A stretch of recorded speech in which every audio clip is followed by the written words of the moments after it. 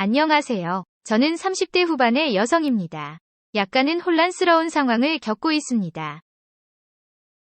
제게는 애지중지 키운 아들이 있었습니다. 아들은 제가 고등학교 때부터 키운 아이입니다. 그런데 제가 낳은 아이는 아니었습니다. 처음 그 아이를 본 것은 보육원에서였습니다. 친구들과 처음 봉사활동을 갔던 곳이었지요. 그곳에서 그 아이를 처음 보았습니다. 그 아이는 아직 말도 잘 못하는 아기였습니다. 너무 귀여워서 한번 안아보고 싶었지만 봉사자들은 아이를 안을 수 없었습니다. 그래서 친구들과 다른 업무만 도와드렸습니다. 그때의 봉사활동이 2년이 되었고 대학교에 진학을 해서도 저는 봉사활동을 계속했습니다. 그동안 그 아이도 빠르게 자라더군요. 말도 잘하고 사람도 참 잘 따랐습니다. 그리고 저랑도 많이 가까워지게 되었죠. 아이가 커나가는 모습을 보는 게 신기했습니다. 그래서인지 그 아이에게 유독 정이 갔습니다. 그런 제 마음을 그 아이도 알고 있는 것 같았죠. 그 아이는 저를 엄마라 부르며 따랐습니다. 처음에는 그 모든 게 조심스러웠습니다. 그래서 원장님과 상담을 받기도 했지요. 하지만 아이의 마음을 어떻게 할 수 없었지요. 결국 저는 20살 나이에 엄마가 되어버렸습니다. 엄마라는 호칭이 부담스러웠지만 나쁘지는 않았습니다. 그 아이 때문에 저는 더욱 자주 보육원을 가야 했습니다. 그동안 저는 대학을 졸업하고 취직도 하게 되었지요. 하지만 봉사활동을 멈출 수 없었습니다. 그리고 그 아이가 커나가는 모습을 모두 지켜보았습니다. 원장님의 동행하에 초등학교 입학도 함께 했습니다. 그때는 뭔가 가슴이 찡한 느낌이었습니다. 매일 아이와 통화를 하면서 안부를 물었고 아이는 학교에서 있었던 일들을 조잘조잘 이야기했습니다. 결혼은 안 했지만 정말로 제 아이처럼 보살폈습니다. 아이도 저를 친엄마처럼 잘 따랐습니다. 아이의 일기장에는 온통 제 이야기로 가득했지요. 그런 아이의 성장을 보는 게 뿌듯하고 좋았습니다. 그렇게 우리의 관계는 계속되었습니다. 저는 아이가 중학교에 입학하는 것도 지켜보았습니다. 그리고 그 무렵 저는 사랑하는 사람이 생겼지요. 그래서 보육원에는 전처럼 자주 못 가게 되었습니다. 그리고 아이가 중학교를 졸업할 무렵 저는 사랑하던 그 사람과 결혼을 하게 되었습니다. 그 무렵 그 아이와 연락이 조금 뜸했습니다. 하지만 저는 제 결혼 준비로 정신이 없었죠. 그 아이도 축하한다는 말뿐이었고요. 그 아이에게는 미안했지만 제가 너무 바빴습니다. 그때는 그 아이를 신경 쓸 여유가 없었죠. 그래서 그 아이와도 연락이 뜸해졌었습니다. 그리고 그 아이도 원장님과 함께 결혼식에 와주었습니다. 이제 다 큰 아이는 제 결혼을 축하해 주었지요. 하지만 제 결혼 생활은 순탄하지가 않았습니다. 하지만 아이는 활짝 웃으며 괜찮다고 하더군요. 그리고 제게 행복하게 살라고 축하도 해주었죠. 하지만 제 결혼 생활은 순탄하지가 않았습니다. 결혼을 한 직후 엄마가 암으로 돌아가셨습니다. 아빠는 일찍 돌아가셨던 터라 고아가 되어버렸죠. 그래도 남편이 있어서 이겨낼 수 있었습니다. 그리고 우리는 가족을 더 많이 만들고 싶었죠. 그래서 아기를 빨리 가지기로 했습니다. 남편이 최대한 많이 낳자고 해서 그러자고 했지요. 그런데 저희 사이에는 아이가 생기지 않았습니다. 몇 번이고 시험관 시술을 했지만 매번 실패를 했죠. 그런데 어느 날 우리 부부에게 불행이 찾아왔습니다. 남편이 현장에서 일을 하다 사고를 당한 것이었습니다. 전신에 골절상을 입었고 장기도 파손이 되었죠. 병원으로 옮겨졌지만 위독한 상태였습니다. 남편은 3개월 가까이 병원 신세를 졌지만 끝내 남편은 저를 두고 세상을 떠나고 말았습니다. 홀로 남겨진 저는 어떻게 살아야 할지 막막했습니다. 그 무렵에 그 아이는 고등학교에 진학을 했고 저와는 가끔 전화통화를 하고 지내는 정도였습니다. 남편의 병수발을 하느라 저는 여유가 전혀 없었죠. 그렇게 남편을 잃고 나니 아무것도 할 수가 없었습니다. 마치 세상이 무너진 것 같은 충격이었습니다. 그런데 남편의 장래에 아이가 찾아왔었습니다. 체격은 이제 어엿한 성인의 느낌이었습니다. 아이는 저를 꼭 안아주면서 저를 위로했습니다. 그리고 장례식 내내 저를 도와주었습니다. 그제야 말라버렸던 눈물이 터지더군요. 아이의 품에 안겨서 엄청 울었습니다. 저를 달래주는 아이의 목소리에 든든함을 느꼈습니다. 아이는 마치 자신이 상주인 것처럼 행동했습니다. 그 모습에 저도 마음의 위안을 받게 되었습니다. 누군가 제가 의지할 사람이 있다는 느낌이었습니다. 그리고 아이는 자기가 이제 엄마를 지켜주겠다고 하더군요. 그 말이 너무 든든하고 위로가 되었습니다. 덕분에 남편의 장례는 무사히 치를 수 있었습니다. 여전히 큰 충격을 받았지만 이겨낼 수 있을 것 같았습니다. 그 아이의 존재가 제게는 정말 든든한 힘이 되었죠. 마치 정말 제 아들인 것처럼 느껴졌습니다. 소홀했던 사이에 아이는 훌쩍 자라 있었죠. 저는 아이에게 미안한 마음이 들었습니다. 커버린 아이가 한결같이 저를 걱정해 주었습니다. 저는 슬픔을 털고 일상으로 복귀를 하게 되었고 아들은 이제 대학 입학을 준비하게 되었습니다. 그리고 아들은 극심한 스트레스를 받기 시작했습니다. 그래서 우리는 따로 만나서 대화를 나누었습니다. 아이는 보육원을 떠나 독립을 하는 것을 두려워하더군요. 어린 나이에 독립을 한다는 게 엄청난 부담이었죠. 몸은 다 컸지만 독립을 하기에는 어렸습니다. 그래서 혼자 집도 알아보고 일자리도 알아보았더군요. 하지만 그 모든 것이 아이에게는 극도의 스트레스였지요. 그 모습에 저는 마음이 아파왔습니다. 이제는 제가 정말로 저 아이를 지켜주고 싶었죠. 그래서 보육원을 나오면 우리 집으로 오라고 했습니다. 아이는 크게 놀라서 저를 바라보더군요. 그래서 지금은 입시 준비만 잘하라고 했습니다. 그리고 아들은 정말 독하게 공부를 했습니다. 저도 아이를 생각하면서 열심히 일을 했습니다. 나중에 아이가 필요할 때 엄마처럼 도와주고 싶었죠. 그래서 악착같이 돈을 모으기 시작했습니다. 시험을 칠 때마다 제게 엄청 자랑을 하더군요. 저도 아이의 성적표를 보는 게 무척 즐거웠습니다. 그리고 아들은 목표로 했던 대학에 입학을 했습니다. 하지만 아이는 제 집으로 오지 않았습니다. 스스로의 힘으로 살아보고 싶다고 하더군요. 돌아갈 집이 있다는 것만으로도 의지가 된다고 했죠. 아이는 그대로 보육원을 떠나게 되었습니다. 그리고 그대로 대학교 기숙사에 입학을 했습니다. 하지만 방학이면 제가 있는 집으로 왔습니다. 아들과 함께 있으니 정말 든든했습니다. 아들은 버스 정류장에 마중을 나와주기도 했습니다. 그 모습에 하루의 피로가 다 날아가는 기분이었죠. 아들을 도와주고 싶었는데 오히려 제가 더 많은 도움을 받기 시작했습니다. 그래서 항상 고맙고 미안했습니다. 퇴근을 하는 게 너무 즐거웠고 아들과 함께 밥을 먹고 대화를 나누었습니다. 남편이 떠난 뒤 처음으로 사람 사는 것 같았죠. 아들이 다시 학교 기숙사로 돌아갔을 때 사실 혼자 엄청 많이 울었습니다. 불 꺼진 집에 혼자 들어오는 게 무섭기도 했죠. 그럴 때면 어김없이 아들에게 전화가 왔습니다. 마치 제 기분을 모두 아는 것처럼 저를 달래더군요. 그렇게 아들과 통화를 하다가 잠이 들기도 했습니다. 그런데 어느 날 저녁에 전화가 한 통 걸려왔습니다. 전화를 건 사람은 경찰이었습니다. 아들이 병원에 입원을 했다는 소식이었습니다. 저는 깜짝 놀라 곧바로 병원으로 달려갔습니다. 죽은 남편의 모습이 떠올라 손발이 떨려왔습니다. 머릿속에 온갖 나쁜 생각이 다 떠올랐습니다. 아들이 잘못될까봐 너무 두려웠지요. 떨리는 마음으로 병원으로 들어갔습니다. 병원에서 보니 아들은 팔에 붕대를 감고 잠들어 있었습니다. 병원에 물어보니 팔뼈에 금이 갔다고 하더군요. 아르바이트를 하다가 사고를 당한 것 같았습니다.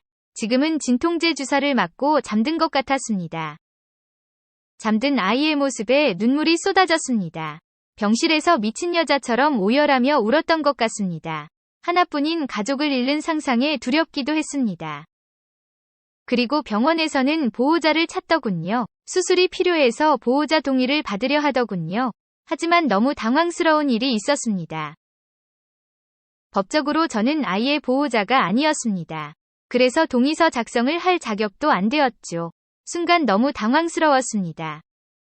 저는 아이를 위해서 해줄 수 있는 게 없었습니다. 우리의 관계를 다시 한번 깨닫고는 마음이 너무 아팠습니다. 저는 아이에게 그저 남일 뿐이었던 것이죠. 결국 아이가 깨어난 뒤에 스스로 의사로 수술을 받았습니다. 수술을 마치고 저는 아들을 데리고 집으로 왔습니다. 아이를 집에서 보살폈지만 마음이 계속 무거웠습니다. 아이에게 무슨 일이 생겨도 저는 보호자가 아니었던 것이죠. 아들은 저랑 함께 있는 걸 좋아하면서도 눈치를 보더군요. 제 기분이 좋지 않은 걸 아들도 알고 있었죠. 그러다 아들과 대화를 나누게 되었습니다. 결국 저는 제가 가지고 있던 고민을 털어놓았습니다. 아들에게 문제가 생겨도 할 수 있는 게 없어서 슬프다 했죠. 하지만 그건 아들도 마찬가지였습니다. 제게 문제가 생겨도 아들이 법적 보호자가 될 수 없었죠. 괜히 말을 꺼냈다가 서로 눈물만 흘리게 되었죠. 그리고 아들이 저를 꼭 안아주었습니다. 아들은 누가 뭐래도 제 아들이라고 하더군요. 그리고 엄마를 평생 보살필 거라고 말해주었습니다. 저는 그런 아들의 마음이 너무 고마웠습니다. 하지만 아들의 눈에서도 슬픈 기색이 역력했습니다. 아무리 그래도 우리는 법적으로 남남이었죠. 아이 몰래 입양을 하는 방법도 알아보았습니다. 하지만 혼자라서 입양이 안 된다고 하더군요. 도무지 가족이 될 방법이 없어서 너무 슬펐습니다. 다행히 아이는 빠르게 회복을 했습니다. 뼈도 이상 없이 붓기 시작한 상태였고요. 저는 아들의 아르바이트를 못하게 했습니다. 하지만 아들은 생활비라도 벌어야 하는 입장이었죠. 그래서 아들을 기숙사에서 나오게 했습니다. 그리고 제 집에서 함께 지냈자고 했지요. 아들은 제게 신세질 수 없다고 했습니다. 제게 미안해서 자기 힘으로 살고 싶다고 하더군요. 그래서 저를 위해서 함께 있어달라고 했습니다. 혼자 지내는 게 너무 외롭고 무섭다고 했습니다. 그제야 아들의 마음도 움직였습니다. 아들은 제 말대로 하기로 했습니다. 하지만 아들은 아르바이트를 그만두지 않았습니다. 그저 조금 덜 위험한 아르바이트로 바꾸었을 뿐이었죠. 그래도 집에 아들이 있으니 너무 좋았습니다. 함께 밥도 먹고 대화도 나누었습니다. 잘 때도 가끔은 아들의 품에 안겨서 자기도 했습니다. 성인이 된 남자의 품이라 조금 어색하긴 했습니다. 아이도 조금은 불편한지 몸을 웅크리더군요. 그래도 아들인데 어떠냐 싶었죠. 다시 저는 행복을 느끼고 있었습니다.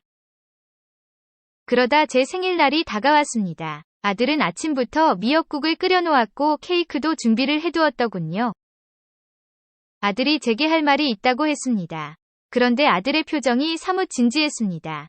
대체 무슨 소리를 하려고 그러는지 긴장이 되더군요. 그리고 아들은 제게 작은 상자를 내밀었지요. 그 속에는 2개의 반지가 들어있었습니다. 저는 그게 뭔지 알 수 없었습니다.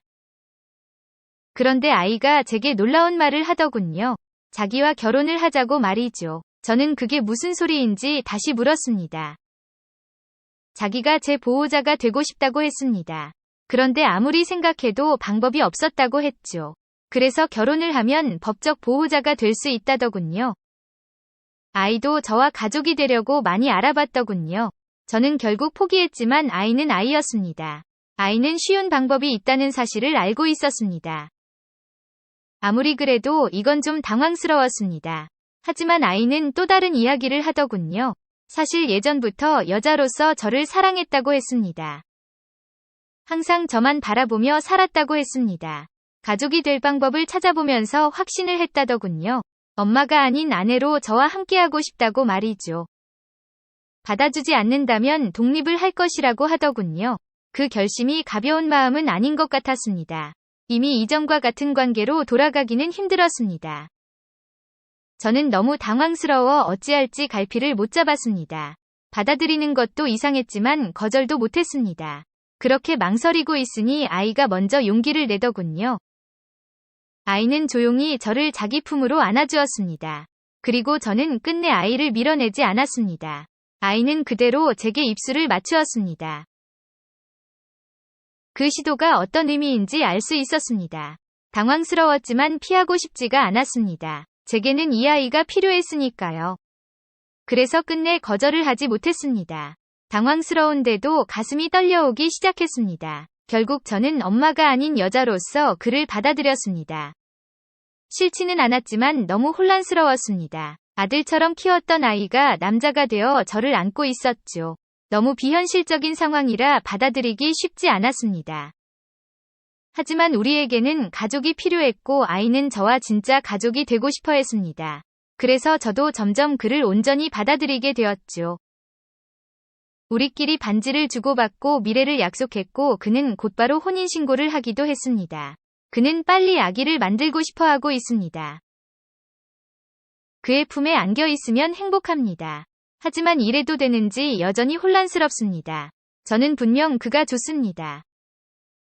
하지만 아들로서 좋아하는지 아니면 남자로서 좋아하게 된 것인지 지금도 확신이 서지 않습니다. 물론 저는 그와 평생 함께 싶습니다. 하지만 이렇게 남자로서 그를 받아들이고 살아도 될지 여전히 두려운 마음이 듭니다. 하지만 그와 평생 함께하고 싶습니다. 조심스럽지만 그의 아내가 되고자 합니다. 그와 함께 행복하고 싶습니다. 영상 시청 감사합니다.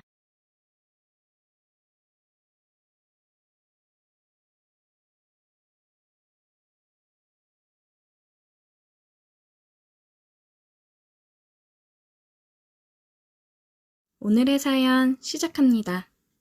배달 알바를 하다가 시작된 금지된 사랑을 했던 이야기를 해볼까 합니다. 여름에 친구놈들은 다들 놀러 다니기 바빴는데 저는 돈을 벌어야 해서 치킨집 배달 알바를 시작했습니다. 대학 졸업하고 취업 준비 중인데 취업이라는 게 쉽지 않더라고요.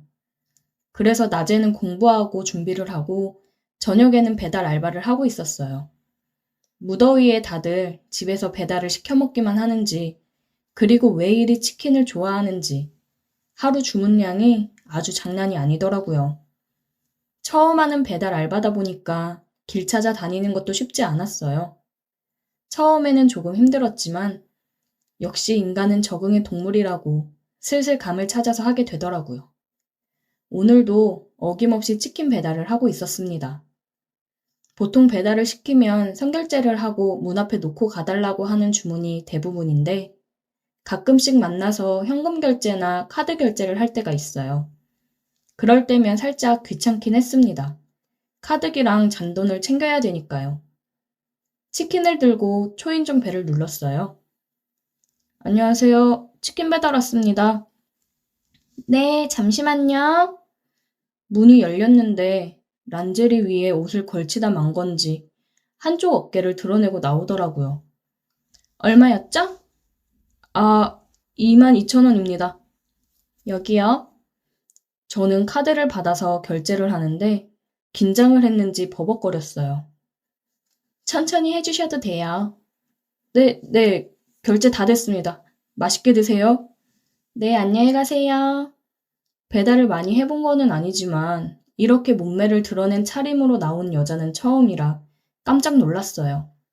놀라기는 했지만 눈은 호강해서 좋았습니다. 자꾸 그 모습이 생각이 나더라고요. 다음 날은 쉬는 날이라 오랜만에 친구놈들이랑 술 한잔을 하기로 했어요. 집 근처 호프집 가서 간단하게 맥주 한잔 했습니다. 와, 시원하다. 이게 얼마 만에 먹어보는 술이냐. 그동안 알바하느라 술 마시러 다니지도 못하고 삶에 낙이 없었다. 알바는 할만하냐? 처음에만 좀 힘들었는데 이제는 할만하지. 재밌어. 나도 알바나 해볼까? 배달 알바 괜찮아. 너도 생각 있으면 해봐. 요즘은 퀵도 많이 하잖아. 그리고 알바하다가 보면 재밌는 일도 많아. 뭐가 재밌어? 아주 가끔씩 눈호강을 좀 할 수 있더라고. 눈호강? 그게 뭔 소리야? 아니, 어제 배달을 갔는데 카드 결제를 해야 되는 집이었는데 결제하러 웬 여자가 나오는 거야. 근데 옷을 란제리 위에 뭘 살짝 걸쳤는데 그게 걸친 것도 아니야. 완전 흘러내리듯 입고 나와서 얼마나 섹시하던지. 떨려가지고 손 버벅대면서 겨우 결제했잖아. 헐, 대박. 일부러 그러고 나온 거 아니야? 어떻게 그렇게 나올 생각을 하지? 배달은 대부분 남자인 거 뻔히 알 텐데 그런 시선 즐기고 그러는 여자 아니야? 모르지 뭐 나야. 무튼 그래서 간만에 눈호강해서 겁나 좋더라고. 간만에 만난 친구랑 술 먹으며 이런저런 얘기를 하다가 헤어졌습니다. 오랜만에 먹은 술 때문인지 일어나기가 힘들어서 늦잠을 잤고 오늘은 좀 쉬고 내일 공부하자는 생각에 집에서 푹 쉬다가 알바를 나갔어요. 사장님, 저 왔어요. 왔냐? 마침 잘 왔다. 배달 바로 나가야 된다. 네, 다녀올게요. 출근하자마자 배달을 했어요. 치킨의 인기는 365일 식을 줄 모르는 것 같았습니다. 배달을 여러 군데 다녀와서 가게에 앉아서 핸드폰 보면서 좀 쉬고 있었어요. 우식아, 배달 있다. 네, 다녀올게요. 주소를 확인하고 배달을 가는데 그때 그 여자네 아파트 같았습니다. 동호수는 제대로 기억이 안 났었는데 아파트 들어가서 엘리베이터를 타니까 알겠더라고요. 그 여자 집이었어요. 치킨 배달 왔습니다. 네, 잠시만요. 문이 열렸고 그 여자는 또 깊게 파인 나시에 반바지 차림으로 나왔어요.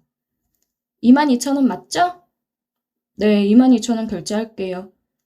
그 여자는 문을 닫고 나와서 기다리더라고요. 저는 친구놈이 한 말처럼 이 여자가 일부러 이러는 건가 싶었습니다. 결제 다 됐습니다. 고마워요. 저는 엘리베이터에 탔고 그 여자는 제가 타는 걸 보고 웃더니 들어가더라고요. 진짜 이 여자 뭐지? 싶었습니다. 이렇게 유혹하면서 유도해놓고 스킨십하면 신고하는 꽃뱀 같은 건가? 싶기도 하더라고요. 괜히 의심스러웠습니다. 친구놈한테 전화해서 얘기하니까 대박이라면서 혼자 사는 여자라 외로워서 그러는 건가? 아니면 노출증 있는 그런 여자인 건가? 친구도 이런저런 추측을 하더라고요. 저는 혹시나 다음에 또 주문하면 어떻게 나오는지 봐야겠다고 얘기하고 전화를 끊었습니다. 그리고 다음날 집에 일이 생겨서 다녀오느라 사장님한테 얘기하고 3일 정도 알바를 쉬었다가 출근을 했어요. 출근해서 다시 배달을 열심히 했고 같은 동네 쪽에 배달 3군데를 마지막으로 퇴근을 앞두고 있었어요. 주소를 확인해 보니까 그때 그 여자 집도 있더라고요. 그 여자 집을 제일 마지막으로 가자 생각을 했습니다. 엘리베이터를 타고 올라가는데 괜히 두근거리더라고요. 오늘은 어떤 모습으로 나올지 궁금했습니다. 저는 괜히 심호흡을 한번 하고 초인종을 눌렀어요. 치킨 배달이요. 드디어 문이 열렸고 그녀가 나왔습니다. 오늘은 아주 작정을 했다는 듯이 슬립 차림으로 나오더라고요. 22,000원이요? 며칠 안 보이길래 그만둔 줄 알았는데 아니었나 봐요? 네? 되게 기다렸는데. 아, 집에 일이 있어서요. 잠깐 다녀오느라. 그랬구나. 아쉬울 뻔했네. 결제 다 됐어요? 네, 다 됐습니다. 저는 카드를 건네주었고 엘리베이터를 타러 가려고 했습니다. 치킨 먹고 갈래요? 네? 안 바쁘면 치킨 먹고 가라고요. 퇴근하려던 참이긴 한데 들어와요. 열린 문 안으로 저는 아주 잠깐 1초 망설이다 바로 따라 들어갔습니다. 이거 진짜 꽃뱀 아닌가 싶었지만 이성보단 마음이 앞서 몸이 움직이는 걸 어쩌겠어요. 저는 쓰고 있던 헬멧을 벗고 내려놨습니다. 헬멧 벗으니까 훨씬 잘생겼네. 아, 감사합니다. 집안을 둘러보다가 깜짝 놀랐어요. 거실에 떡하니 결혼 사진이 있더라고요. 와, 씨나 큰일 났다 싶었습니다. 제가 일이 있던 걸 깜빡해서요. 가봐야 될 것 같네요. 왜요? 아, 저 사진 때문에? 걱정 마요. 남편은 안 들어오니까. 우리 주말 부부거든. 아, 그래도. 왜? 치킨 먹고 가라는 말에 다른 걸 상상하고 들어와서 남편 있는 거 보고 도망가려고 하는 건가? 아, 아니요. 저는 소파에 앉아서 당황한 채로 어쩔 줄 몰라 하고 있었습니다. 그러자 그녀가 제 무릎 위에 앉아 제 목을 끌어안더라고요. 이런 거 기대하고 들어왔나? 그러면서 제게 키스를 하기 시작했어요. 역시나 저는 이러면 안 돼. 이 여자는 유부녀다. 얼른 여기서 나가야 해. 라고 생각을 했지만 제 몸은 그녀의 얼굴을 잡고 미친 듯이 키스를 퍼붓고 있더라고요. 아, 이제 큰일 났다라는 생각이 아주 잠깐 스쳐 지나갔습니다. 이왕 시작한 거 끝을 보자는 생각에 더욱 격렬하게 키스를 했어요. 그리고 소파에서 우리는 뜨거운 시간을 보냈습니다. 역시 한바탕 하고 나니 정신이 들더라고요. 어때? 좋았어? 죄송합니다. 뭐야, 왜 죄송하다고 하지? 나는 너무 좋았는데. 말이 주말부지. 남편이 한 달에 한 번 올까 말까라 얼마나 외롭던지. 나 내일 또 이 시간에 치킨 시킬 건데. 올 거지? 네, 내일 또 배달하러 올게요. 내일도 치킨 먹고 가도 돼요? 당연하지. 그녀는 대답을 하며 다시 한번 제게 키스를 했어요. 저는 집에 들어와서 이게 지금 무슨 일인가 싶었습니다. 다음날 또 그녀는 치킨을 주문했고 주문 내역을 확인해 보니 양념 듬뿍이라는 문구가 쓰여 있더라고요. 저는 어느 때보다 빠르게 그녀의 집에 배달을 갔습니다. 초인종을 누르고 그녀가 나왔고 문을 열자마자 저는 그녀에게 키스를 했어요. 어제의 그 황홀함을 잊지 못해 얼른 그녀를 만나고 싶었거든요. 우리는 또 키스를 하며 서로를 탐했고 안방으로 들어가 사랑을 나눴습니다.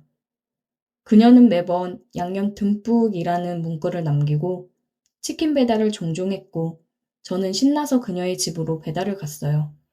그날도 배달을 가고 있었는데 한 남자랑 엘리베이터를 같이 탔습니다. 그냥 아무 생각 없이 핸드폰을 보고 있다가 내리려는데 그 남자도 같은 층에서 내리더라고요. 순간 느낌이 쎄해서 얼굴을 다시 제대로 보니까 웨딩 사진 속 그 남자였습니다. 저는 순간 식은땀이 흘렀어요. 남자가 비밀번호를 누르고 들어가려고 하는데 먼저 문이 열렸습니다. 왔어? 뭐야? 나오는 줄 어떻게 알았어? 발소리가 딱 당신이더라고. 뭐야? 오늘 온다는 연락 없었잖아. 그냥 며칠 푹 쉬다가 가려고. 요즘 일을 너무 많이 했더니 지쳤어. 아, 그랬구나. 그래도 미리 연락은 좀 하지. 출발할 때 메시지 남겨놓긴 했는데. 못 봤어? 그랬어? 몰랐네. 저는 뒤에서 뻘쭘히 서 있었어요. 아, 맞다. 나 치킨 시켰는데. 네, 22,000원입니다. 웬 치킨? 그냥 저녁 안 먹었더니 출출해서 시켰지. 잘됐다. 얼른 들어가서 먹자. 그녀는 남편한테 팔짱을 끼고 들어갔습니다. 그때 엘리베이터를 같이 안 탔으면 어쩔 뻔했는지 너무 아찔했어요. 남편이 와 있어서 그런지 그녀는 치킨을 주문하지 않더라고요. 그리고 며칠 후에 이력서 넣었던 곳에서 연락이 와서 저는 취업을 하게 되면서 알바를 그만뒀어요. 취업을 하고 나니 제정신으로 돌아오더라고요. 그렇게 저는 그녀와의 관계를 정리했습니다. 굉장히 아쉬웠지만 이 부적절한 관계를 끝내는 게 맞는 거겠죠. 이제 정신 차리고 어렵게 입사한 회사니 열심히 일을 해야겠습니다. 얼른 돈 벌어서 나중에 치킨집 차리려고요. 치킨집 주문이 아주 어마무시합니다. 꼭 차리고 싶네요. 오늘의 사연 여기까지입니다. 오늘도 들어주셔서 감사해요. 구독, 좋아요, 알림 설정 부탁드려요. 자마자 안으며 번쩍 들어올린다. 다녀오셨어요? 기분 좋은 일 있었어요? 이 친구 덕분에 내가 드디어 부장으로 승진하게 됐지. 내가 기분이 좋아서 한잔 했어. 축하해요, 여보. 김대리님, 고마워요. 진이는 남편 뒤에 서 있는 두철에게 인사를 하며 어서 들어오라는 몸짓을 해 보였다. 두철은 멋쩍어 뒷머리를 긁적거리며 쉽게 들어오지 못하고 문 앞에서 쭈뼛거린다. 저는 과장님이 취하셔서 집에만 모셔다 드리려고 온 겁니다. 가볼게요. 무슨 소리? 기왕 온 거 우리 집에서 한잔 하자고. 여보, 괜찮지? 애처가답게 남편은 술 취한 와중에도 진희에게 허락을 구한다. 진희는 웃으며 네, 그럼요. 김대리님 괜찮으시면 들어와서 같이 한잔 하세요. 두철은 진희가 그렇게까지 나오자 재차 거절할 이유가 없어 네, 그럼 염치 없지만 술 한잔 주십시오. 하며 마음 편하게 들어온다. 남편과 두철은 거실에 자리를 잡고 앉고 진희는 곧바로 부엌으로 술상을 보러 갔다. 두런두런 얘기하는 모습을 보니 걱정한 만큼 취한 건 아닌가 보다. 불편할 텐데 옷이라도 갈아입으시지. 그럴까? 남편은 먼저 안방으로 들어가 편한 옷으로 갈아입고 나온다. 진이는 두철에게 남편 옷 중에 제일 큼지막한 걸로 가지고 나와 작은 방에서 갈아입으면 된다고 알려주었다. 키 작은 남편의 옷을 입고 나온 두철은 팔다리가 모두 껑충하게 드러나 있어 여간 우스운 게 아니다. 머뭇거리며 부르는 소리에 두철을 돌아보니 푸하하 웃음이 터져 나온다. 표정이 제발 다른 옷 달라고 하는 게 말하지 않아도 느껴진다. 죄송한데 그 옷이 제일 큰 거라. 아하하 괜찮습니다. 두철은 체념한 듯 자리에 앉는다. 그렇게 웃으며 시작된 술자리는 시종일관 유쾌하고 재미있었다. 역시 회사에서도 소문난 애처가답게 과장님은 아내에게 다정하게 대하고 사모님도 애교는 기본으로 장착되어 있고 얘기도 잘 들어주고 잘 웃어준다. 그리고 굉장한 미인이다. 회사에는 과장님이 애처가라고 소문이 자자한데 그에 못지않게 자자한 소문은 사모님의 미모가 대단하다는 것이다. 두철은 진이의 실물을 보니 정말 감탄이 나왔다. 대부분의 소문은 반도 믿을 가치가 없다고 생각해 왔는데 진이를 보고 회사에서 떠도는 소문은 과소포장되었다고 느꼈다. 얼굴도 이쁘지만 마음도 고와 진정한 미인이라고 할 만했다. 과장님은 다음날 출근하려면 힘드니 과장님 집에서 자고 같이 출근하자고 했지만 두철은 사양하고 집으로 돌아왔다. 아직 자신은 조심하고 조심해야 될 시기이다. 그렇게 몇 달이 지나고 회사 창립 기념일이 되어 승진을 하는 사람들을 축하하는 자리도 같이 마련되었다. 부장으로 승진이 된 과장님은 사모님도 초대해서 같이 앉아 있다. 호명되니 나오기 전에 사모님의 손등에 뽀뽀를 하고 나왔다. 승진의 기쁨과 노고를 당신에게 바친다는 뜻이리라. 로맨틱한 행동에 직원들은 환호하며 휘파람을 불었다. 종종 있었던 이런 일들이 그동안의 소문을 만들어낸 것이리라. 직원들의 승진 축하가 끝나고 사장님은 두철을 불러 옆에 세웠다. 그리고 직원들에게 아들이라고 소개하고 회사를 물려주려고 준비 중이니 많이 도와달라고 했다. 남편과 진이는 깜짝 놀랐다. 두철 씨가 그냥 똘똘한 부하 직원으로만 생각했는데 사장님 아들이었다니. 게다가 차기 사장이 될 거라니. 혹시 내가 술 마시면서 사장님 욕한 거 없지? 남편이 진이에게 귓속말로 묻는다. 호호, 자기도 참. 진이는 조그맣게 웃으며 남편의 팔을 톡톡 두드렸다. 언제 어디서나 깨가 쏟아지는 커플이구나. 두철은 부장과 진이를 보며 생각했다. 보기 좋았다. 자신도 진이 같은 여자를 만나 알콩달콩 살고 싶다. 아버지가 자신을 소개한 후 두철을 대하는 직원들의 태도가 어색하고 불편해졌다. 여직원들의 은근한 눈길도 많이 받는다. 개중에 용기를 내 직접 말을 걸어오며 데이트 신청을 하는 여자도 있다. 어제까지만 해도 내가 누군지 관심도 없던 사람들이. 두철은 쓴웃음을 지었다. 아버지에게 직원들에게 알리는 건 나중에 했으면 하고 부탁했는데 아버지는 기왕 결정된 거 미룰 게 뭐하냐며 빨리 알리고 회사에서 자리 잡으라고 하셨다. 그나마 제일 변하지 않고 편한 건 부장님이었다. 부장님은 술을 마시고 조금 취했다 싶으면 바로 집으로 들어갔다. 사모님이 보고 싶어서라고 했다. 자기를 기다릴 거라고. 그런 모습의 두철이 결혼한 지 10년이 넘어도 아직 신혼인 것 같습니다. 했더니 순순히 그렇다고 한다. 그러면서 나랑 술을 더 마시고 싶으면 우리 집에 가서 같이 마시자고 한다.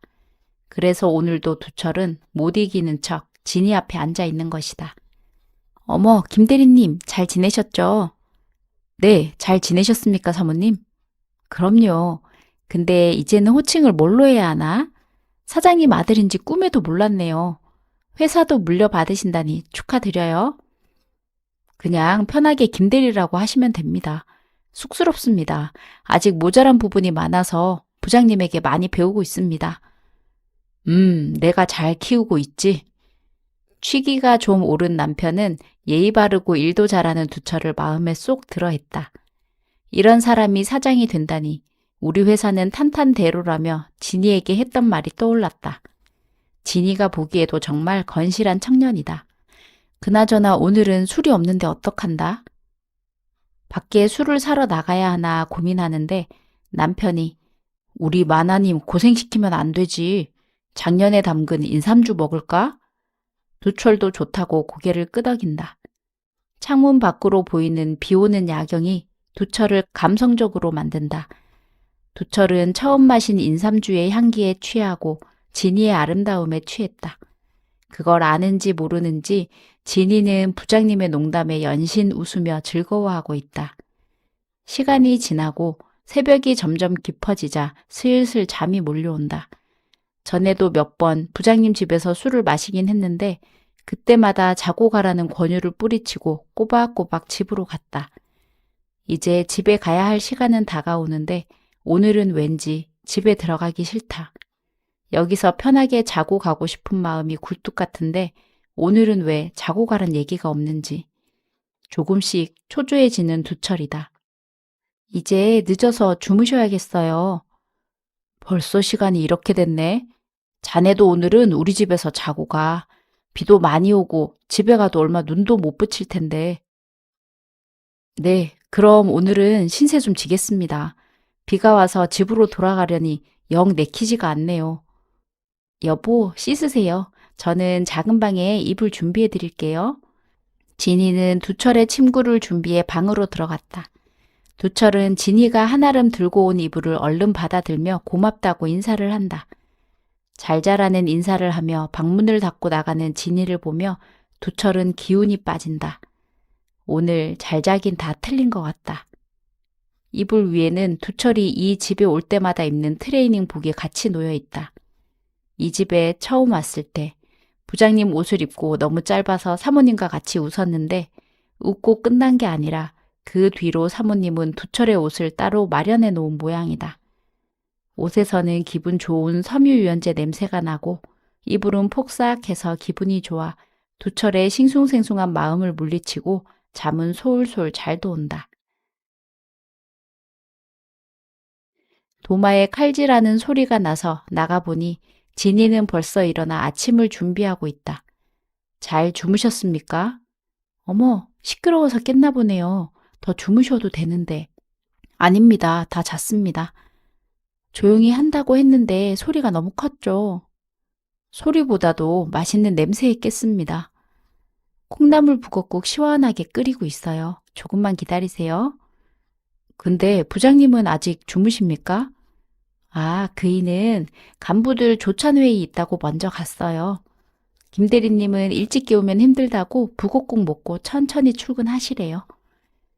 진이 뒤에 서서 요리하는 걸 보고 있는 두철은 집에 둘만 있다고 생각하자 갑자기 멍해졌다. 두철이 진이의 팔을 잡아 돌려 세우자 진이는 놀라 두철을 쳐다본다. 왜요? 김 대리님 속이 안 좋아요? 그런 게 아닌데. 진이는 전혀 내 마음이 어떤지 낌새도 못 느끼나 보다. 이래서야 원. 허탈한 두철은 씻고 정신이나 차려야겠다며 돌아서서 부엌을 나왔다. 두철의 상태는 아랑곳 없이 진이는 콧노래를 흥얼거리며 간이 맞나? 국자로 북엇국을 떠 맛을 보고 가스불을 줄이고 있다. 좋아요와 구독, 알림 설정 부탁드려요. 오늘의 사연 지금 바로 시작해 볼게요. 안녕하세요. 저는 30대 초반의 회사원입니다. 벌써 2년 전 일이네요. 갓 입사했을 때 적응 잘 못하고 겉돌기만 하던 저를 도와준 과장님께는 정말 말할 수 없는 큰 실수를 저질렀습니다. 정확히 말하면 과장님이 아니라 과장님의 아내분에게 저지른 실수죠. 마음의 짐처럼 가지고 있다가 이 기회를 빌어 사연으로 한번 풀어보겠습니다. 과장님의 아내는 사무실에서 처음 보았습니다. 아무것도 모르는 초짜 신입 시절 사소한 실수를 연발하던 저는 회사 내에서 적응을 잘하지 못했습니다. 잘하는 것이라고는 혼나는 것밖에 없던 것 같아 의기소침해져 있는데 과장님이 자기 자리로 저를 호출하시더군요. 제가 또 무슨 실수를 했는지 미간에 주름이 잡힌 채 화가 난 인상으로 저를 부르는데 뭐 때문에 그러는지 모르겠으니 더 걱정이 되더라고요. 쭈뼛대며 과장님 앞에 고개를 숙이고 서 있는데 과장님이 저에게 내민 건 유리병에 들은 비타민 음료수였습니다. 아껴놓은 건데 저를 준다고 하면서 긴장해서 뻣뻣해진 저를 풀어주셨어요. 처음엔 다 그런 거라고, 이 사무실에 실수 안 해본 사람 아무도 없고 깨져본 적 없는 사람 아무도 없다면서 저보고 잘하고 있으니까 혼나는 걸 무서워하지 말고 같은 실수를 안 하도록 해보는 게 어떻겠냐며 저를 응원해 주셨습니다. 처음 받아보는 응원과 위로의 감동을 받아 다음날 누구보다 아침 일찍 출근해서 과장님 자리에 전날 주셨던 비타민 음료를 한 상자 사서 과장님 책상 위에 올려놨습니다. 제 나름대로 사회생활을 하고 있다는 모습을 보여주고 싶었는지 그냥 돌아가도 됐는데 제가 드렸다는 메모를 남겨놓고 싶더라고요. 포스트잇 한 장을 떼서 감사합니다 라는 메모를 적고 제 자리로 돌아가려는 찰나 과장님의 아내분과 첫 만남을 하게 되었습니다. 사무실 책상 파티션 한가운데에 자석으로 붙어있는 한 장의 사진은 저희 시선을 사로잡았습니다. 굵게 말아 귀 밑까지 오는 젓갈색 단발머리에 웃음 때문에 반쯤 감겨있지만 또렷이 빛나는 눈동자와 커다란 입. 그녀를 담은 사진 배경의 초록색 풀밭보다도 더 싱그러운 미소와 그 무엇보다도 제 시선이 향한 곳은 깊게 파인 분홍색 스웨터 사이로 보이는 계곡은 앞으로 가지런히 모아둔 양손 때문인지 한층 더 크게 자태를 뽐내고 있었습니다. 음료수만 두고 가려고 했는데 그 사진에 정신이 팔려 과장님이 출근하셔서 저를 불러세울 때까지 눈치채지도 못하고 사진만 바라보고 있었습니다. 너 내 자리에서 뭐 하냐? 라고 묻는 과장님의 말에 화들짝 놀라 어제 음료수의 보답이라고 아침에 사온 음료수를 직접 건네드리곤 황급히 자리로 돌아왔습니다. 그 뒤로 저는 남들보다 30분 일찍 출근하게 되었습니다. 제일 먼저 출근해서 하는 것은 분주히 일하는 척 하면서 과장님 자리 앞에 서서 아내분의 사진을 바라보는 일이었습니다. 그녀의 사진은 몇 번을 봐도 질리지가 않았습니다. 청순한 얼굴을 한참 바라보다 아래로 내려가면 얼굴과는 상반되는 커다란 그 계곡을 음미했고 묘한 느낌이 들어 다시 과장님 아내의 얼굴로 시선을 옮기면 그녀의 사진 속 미소가 제가 뭘 하고 있었는지 다 알고 있는 듯한 눈빛으로 웃고 있는 느낌이 들었습니다. 어느 날에는 어디서 갑자기 용기가 생겼는지 제 핸드폰으로 그녀의 사진을 찍어버렸습니다. 자기 전에도 과장님 아내의 사진을 보니 한 번도 본 적이 없는 그녀가 꿈속에까지 나오더군요. 그녀를 실제로 보게 된 것은 얼마 뒤였습니다. 과장님이 갑자기 저를 불러 술 한잔 하자고 하시더라고요. 일이 끝나고 과장님과 가벼운 소주 한 잔을 하게 되었습니다. 요즘 부쩍 깨지는 일도 없고 잘 적응하고 있는 것 같아 보기 좋다고 그런 저를 칭찬해주러 부디 이런 자리까지 만들어주셨어요. 과장님 아내분 덕에 용기를 얻었다는 말을 할 수는 없어서 조금 말을 변형해서 이게 전부 다 신경 써주신 과장님 덕분이라고 항상 감사하고 있다고 대답했습니다. 과장님의 아내 같은 사람과 만나고 싶다는 말을 또 조금 바꿔서 과장님처럼 되고 싶다는 말도 전했습니다. 저의 그런 말이 썩 마음에 들었는지 과장님은 기분이 많이 좋아 보이셨어요. 내성적인 성격인 줄로만 알았는데 아부가 아주 수준급이라며 쑥스러워 하시면서도 저희 빈 소주잔을 계속해서 채워주셨습니다. 간단하게 마시려고 한 건데 저랑 술 마시는 게 대학에서 친한 후배와 술 마시는 기분이 든다면서 술 마시는 속도를 조금씩 올리시더라고요. 화장실을 다녀온다면서 자리에서 일어난 과장님은 걷는 모습이 이미 많이 취하신 듯한 느낌이 들었습니다. 화장실을 간 지 어느 정도 시간이 지난 것 같았는데 과장님이 돌아오질 않더라고요.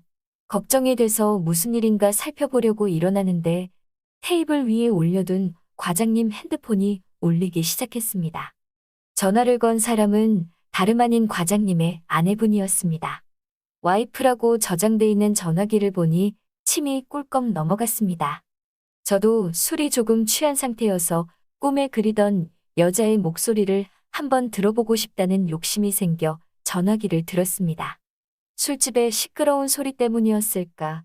제가 여보세요 라고 대답한 말을 듣지 못하셨는지 과장님의 아내분은 대뜸 오늘 둘째 만들기로 한 날인 거 알지? 애기는 재웠으니까 잘 먹지도 못하는 술 조금만 마시고 일찍 들어와. 라고 하시고는 다짜고짜 전화를 끊었습니다. 둘째를 만드는 날이란 이야기에 조금 질투심이 생겼습니다. 저는 사진으로밖에 볼 수 없는 여자가 오늘 밤의 계획을 알려주는데 사실 부부로서 당연한 일인데도 그 장면을 상상하게 되니 왠지 모르게 패배감이 들었습니다. 한참 동안 돌아오지 않는 과장님을 찾으러 화장실에 가니 화장실 앞 의자에 고개를 숙이고 깊은 잠에 빠져 계셨습니다. 제 기분을 북돋아 주시려고 잘하지도 못하는 술을 그렇게 마셨다니 어느덧 질투심은 사라지고 처음 저를 응원해주던 고마웠던 그때의 모습이 떠올랐습니다. 과장님을 부축하고 택시를 잡아 집까지 모셔다 드렸습니다. 택시 안에서도 다 꼬부라진 혀로 스펙도 인물도 뭐 하나 부족한 게 없다며 다 저에게 기대하고 있으니 그만큼 혼내는 거라며 절대 기죽지 말라고 몇 번이고 말씀하셨어요. 집 앞에 도착해서도 몸을 제대로 가누지 못하는 과장님을 부축해서 집 앞까지 갔습니다.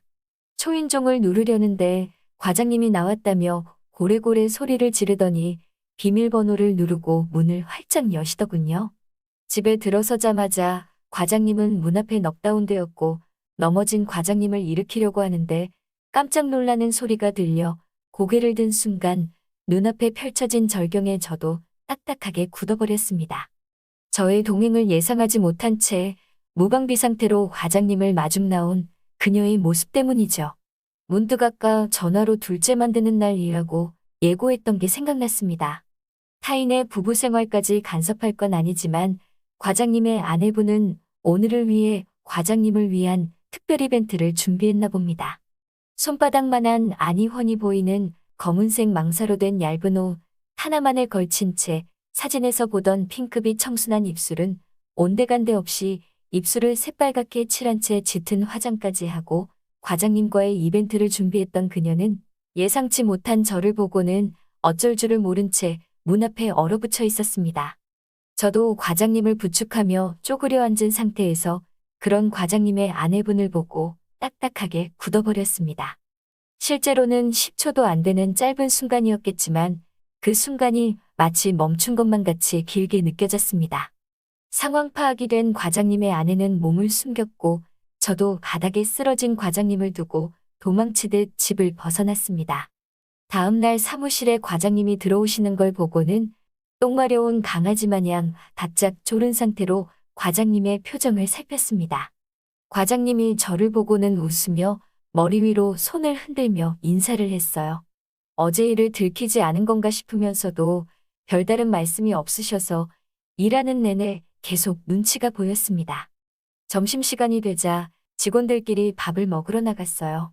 백반집에서 밥을 먹는데 웬일인지 저에게 말 한마디 안 걸고 다른 직원들과 대화를 나누는 과장님을 보니 더 헷갈렸습니다. 식사가 끝나고 양치질을 하려고 화장실에 가는데 과장님이 저를 불러 세우더니 자판기 커피나 한잔 하자고 데려가시더라고요. 심장이 터질 듯이 쿵쿵거렸습니다. 먼저 저에게 건네준 커피를 너무 불편했던 나머지 입천장이 홀랑 까질 정도로 한 번에 삼켜버리고 말았어요. 다행히 과장님이 먼저 말을 꺼냈습니다. 천만 다행이었어요. 어제 일이 하나도 기억 안 나신다는 과장님은 자기가 집에 어떻게 들어갔는지도 기억을 못 하셨고 오히려 쭈뼛거리는 제 모습을 보고 본인이 저에게 무슨 실수를 했는지 걱정을 하셨다고 하네요. 아내분에 대한 이야기는 일절하지 않으셨는데 아무래도 아무 말도 전하지 않은 것 같아 한시름 놓았습니다. 그렇게 그날의 비밀을 간직한 채로 2달 전으로 시간이 흘렀고 전셋집을 탈출하시고 드디어 자가를 구하신 과장님 집에 초대되어 다녀왔습니다.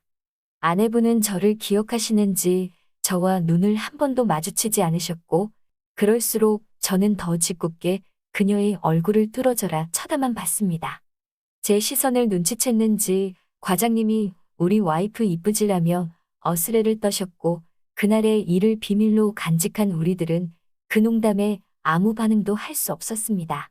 1년이 훨씬 넘어서 다시 만난 그녀는 여전히 아름다웠습니다.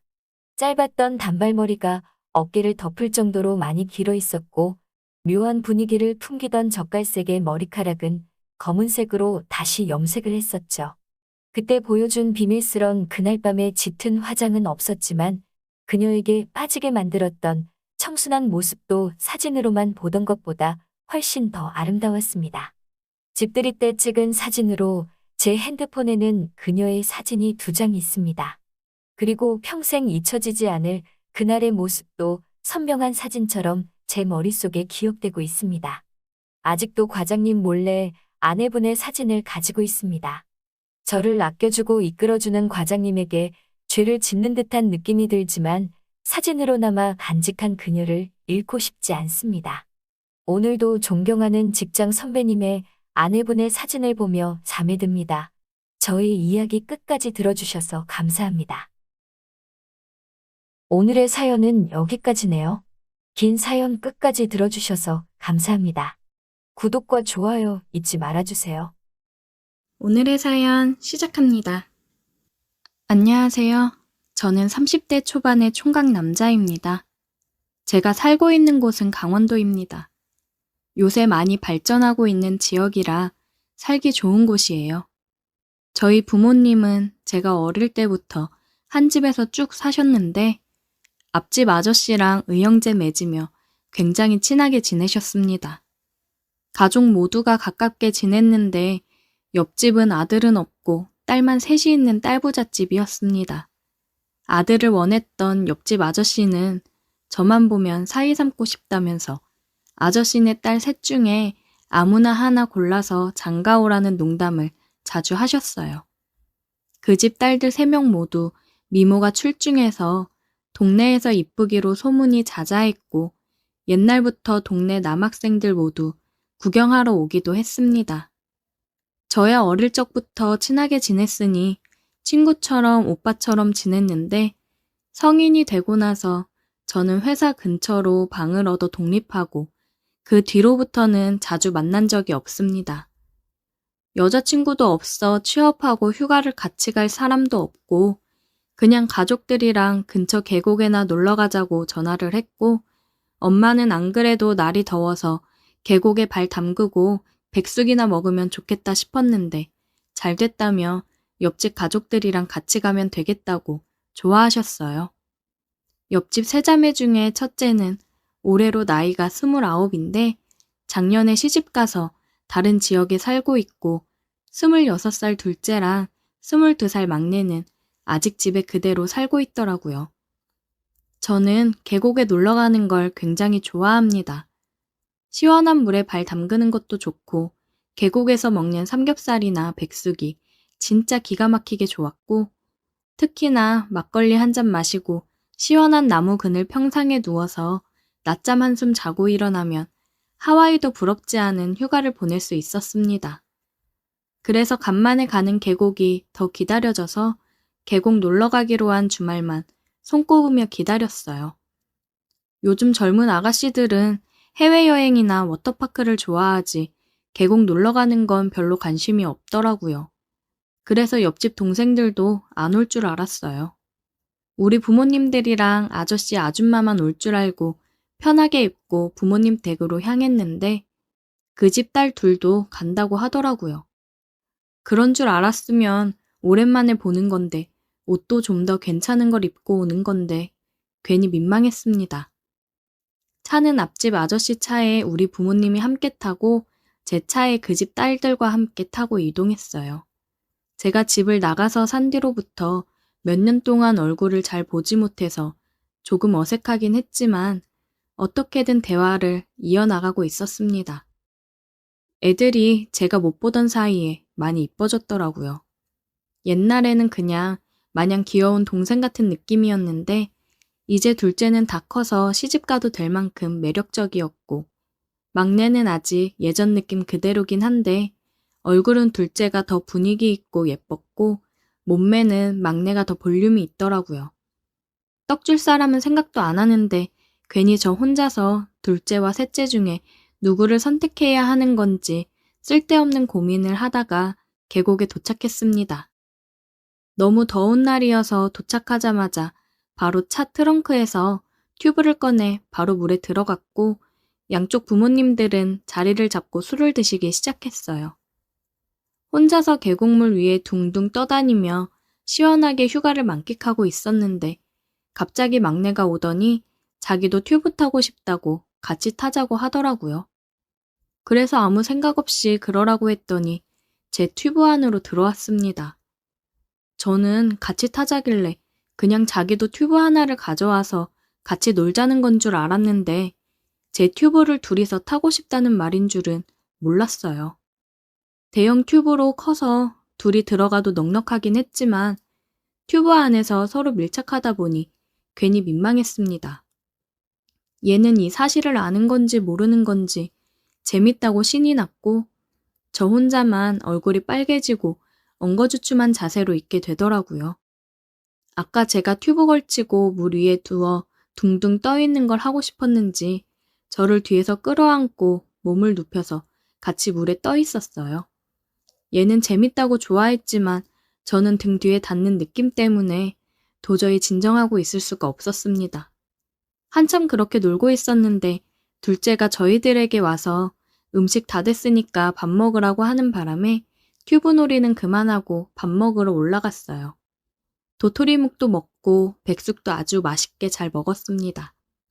어른들은 이미 막걸리를 얼마나 마셨는지 아주 거하게 취해 계셨습니다. 저는 이따가 집에 가려면 운전을 해야 했기 때문에 술은 마시지 않았어요.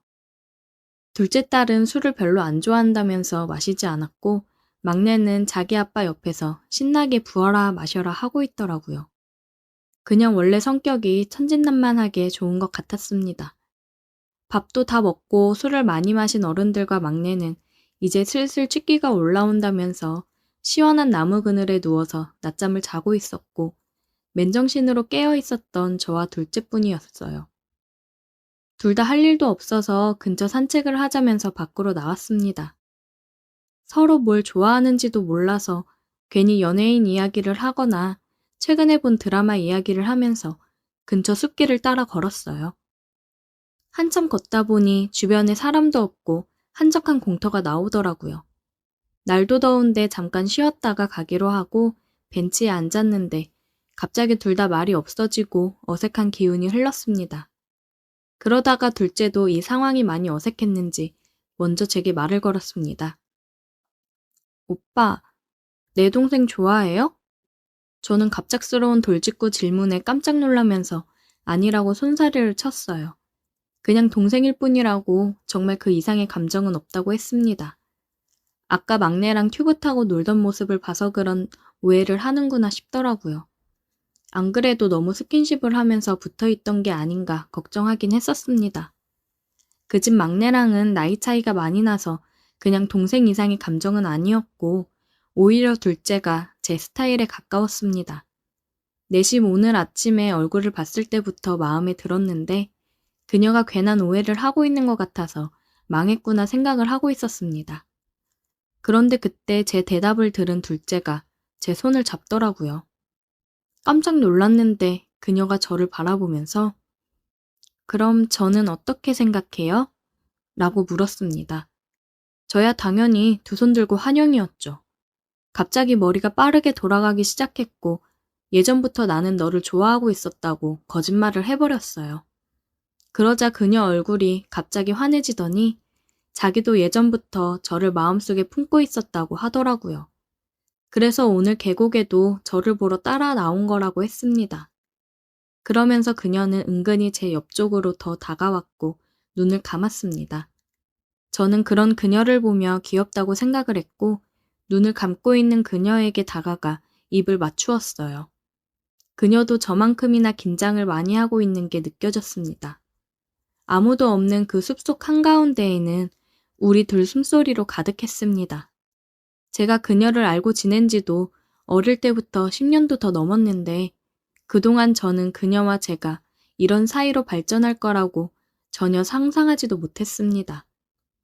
워낙 예쁘고 인기도 많아서 다른 잘생기고 능력 있는 남자를 만날 거라고 생각했었지 그녀가 마음속으로 품어온 사람이 저라는 것을 알았을 때는 진짜 하늘을 날아갈 것처럼 기뻤습니다.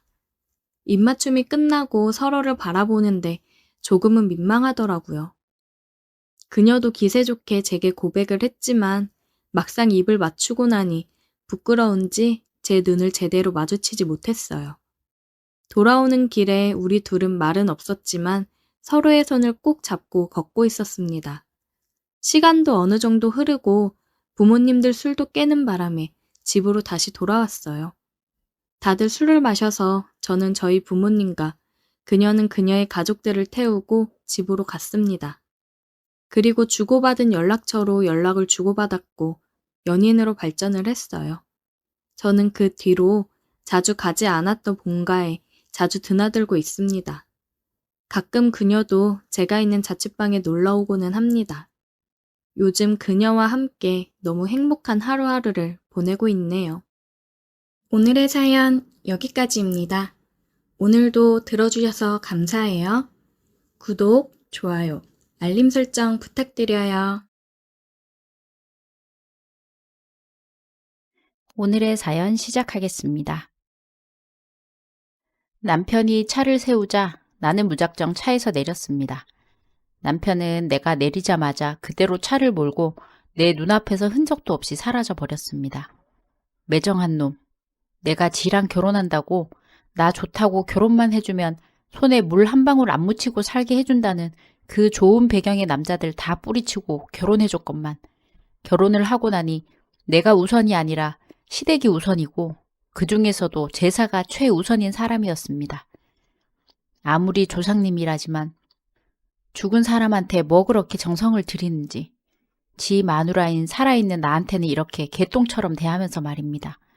웃기지도 않습니다. 서울로 올라가면 당장 이혼이라 생각했습니다.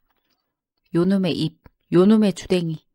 나는 손으로 내 입을 찰싹찰싹 때렸습니다. 오밤중에 낯선 도로에 지갑이나 핸드폰도 없이 몸만 내쫓겨 오도 가도 못하는 신세가 된 것입니다. 아무리 화가 나도 이성적으로 내 핸드폰과 지갑이 들어있는 가방을 가지고 내렸어야 했는데 밤새 걸어서 서울까지 가야 하는 건가 생각하니 내 신세가 처량했습니다. 모든 일의 화근은 내 입에서 시작되었습니다. 그냥 입 닫고 조용히 갔으면 지금쯤은 집에서 편하게 발 닦고 잠이나 자고 있을 텐데 속이 부글부글 끓어도 끝까지 참았어야 했는데 남편이란 작자가 어떤 사람인지 모르는 것도 아니고 한두 번 당한 것도 아닌데 나는 오늘도 홧김에 성질대로 하다가 남편의 복수에 제대로 당했습니다. 밤이 늦어 도로에 오가는 차도 없고 길눈이 어두워 여기가 어디쯤인지 얼마나 더 가야 집에 도착할 수 있는지도 모르는 상황에서 남편 욕밖에 안 나왔습니다. 나쁜 놈, 가란다고 진짜 가냐? 한참을 걷다가 지쳐 길가에 앉아 있던 나는 멀리서 반짝이는 불빛을 보고 히치하이킹을 해야겠다고 생각하고는 벌떡 일어났습니다. 10톤 트럭이었습니다. 평소 저런 큰 트럭도 한번 타보고 싶긴 했는데 이런 식으로 타고 싶은 건 아니긴 했는데 그러나 찬밥 더운 밥 가릴 처지가 아니었습니다. 설까 싶었지만 간절한 마음으로 머리 위로 손을 들어 마구 흔들었습니다. 그러나 그 차는 나를 그냥 쌩 지나쳐갔고 이런 나쁜 놈아, 너도 내 남편이랑 똑같은 놈이다. 저는 트럭에다 대고 고래고래 소리를 질렀습니다. 끼익! 저만치에서 트럭이 멈춰섰습니다. 설마 나를 태워준다는 건가? 저는 냅다 뛰어 트럭으로 가 차 문을 열고 조수석으로 올라탔습니다. 고맙습니다. 아까 뭐라고 하는 것 같던데 뭐라고 한 거요? 아하하, 아닙니다. 혹시 어디로 가세요? 나는 웃음으로 얼버무리고 본론으로 들어갔습니다. 나는 서울 양천구로 가는데 어디로 가쇼? 그럼 가는 길에 저 강남 가는 길 위에 좀 내려주실 수 있을까요? 뭐 서울 들어가면 내려줄 테니 거기선 알아서 가슈. 네, 정말 감사합니다. 근데 핸드폰, 지갑 하나도 없어서 돈도 좀 빌려주실 수 있으세요? 뭐 이렇게 없는 게 많고 해달라는 게 많아. 배고프니 밥도 사달라고 하지 그래? 사실 춥고 배도 고프긴 한데. 히터 먼저 좀 틀어주실 수 있을까요? 참. 난 밤새 달려야 해서 히터 틀면 졸려서 곤란한데. 전 밖에서 한참 떨었더니 애처로운 눈길로 쳐다보자 트럭 운전사는 그럼 히터 틀고 길가에 한잠 자고 가야겠네. 안 그래도 나도 졸리던 참이었는데.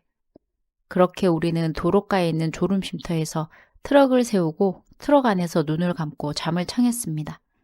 저는 기분이 싱숭생숭했습니다. 낯설고 좁은 공간에서 외간 남자와 둘이 밀접해 있으니 잠도 오지 않고 가만히 있기가 힘들어 이리 뒤척 저리 뒤척 했더니 트럭 운전기사는 실눈을 뜨고 나를 보더니 잠 좀 잡시다 했습니다. 잠이 안 와요. 왜요? 외간 남자랑 있으니 긴장돼서 그런가 봐요.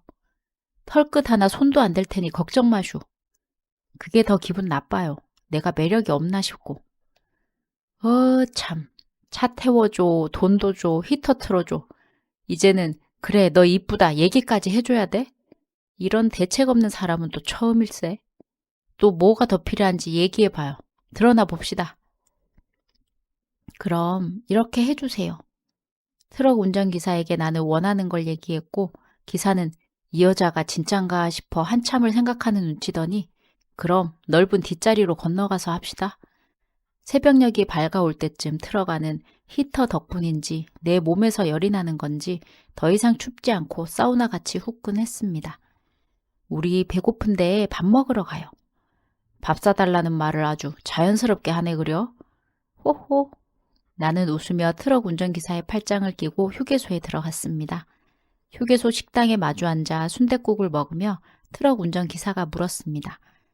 무슨 일이 있었길래 오밤중에 도로에 있었던 거요?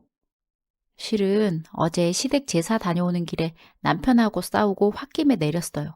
그 나쁜 놈은 그냥 가버리고. 이때다 싶어 저는 트럭 운전기사 아저씨에게 자초지종을 설명하기 시작했습니다.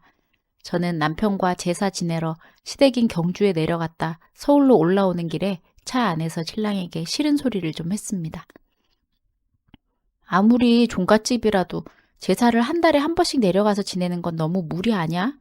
내가 집에서 쉬는 것도 아니고 맞벌이하면 적어도 어머니가 장이라도 봐주셔야 하는 거 아니야? 내가 내려가서 요리만 하는 것도 아니고 서울에서 장 봐서 부랴부랴 경주 내려가서 제사상 차렸으면 고생했다 수고했다 한마디라도 해주셔야 하는 거 아니냐고. 결혼 전에 미리 얘기했잖아. 우리 집 제사 12번 다달이 있다. 며느리가 너 혼자뿐이니 힘들 텐데 할 수 있겠냐. 못한다고 하면 나도 결혼할 수 없다. 그랬더니 네가 할 수 있다. 결혼해달라고 졸라놓고는 이제 와서 누구를 탓해. 그래도 이건 너무하잖아. 시어머니랑 신우 2명, 당신까지 모두 도와주면 그렇게 힘들지는 않을 거라며. 난 당신 믿고 결혼한 건데 아버님은 당신 데리고 동네 어른들한테 인사시킨다고 데려가 버리고 어머니는 허리 아파서 못한다. 신우들은 여행 갔다. 애 어려서 못 온다. 결국엔 제사상 나 혼자 다 준비하고 차리는 게 한두 번이야? 엄밀히 말하면 나는 장신의 핏줄도 아닌데 내가 왜 그 고생을 해야 하냐고. 나 식모로 부려먹으려고 결혼한 거야? 그래서 고생 많을 거라고. 집도 당신의 이름으로 사주시고 부모님도 할 만큼 하셨잖아. 받을 만큼 받고는 좋아서 입이 해 벌어진 게 누군데 이제 와서 못한다고. 누가 보면 몇십 년 혼자 제사상 차린 줄 알겠어. 이제 1년도 안 됐는데. 더러워서 그놈의 집 가져가고 결혼 물러. 난 제사상을 내가 준비한다는 게 불만이 아니라 애초에 약속이랑 다르게 모두 나 몰라라 하는 당신 포함 시댁 식구들 태도에 불만이라는 거야. 나도 너 이러는 거 질린다.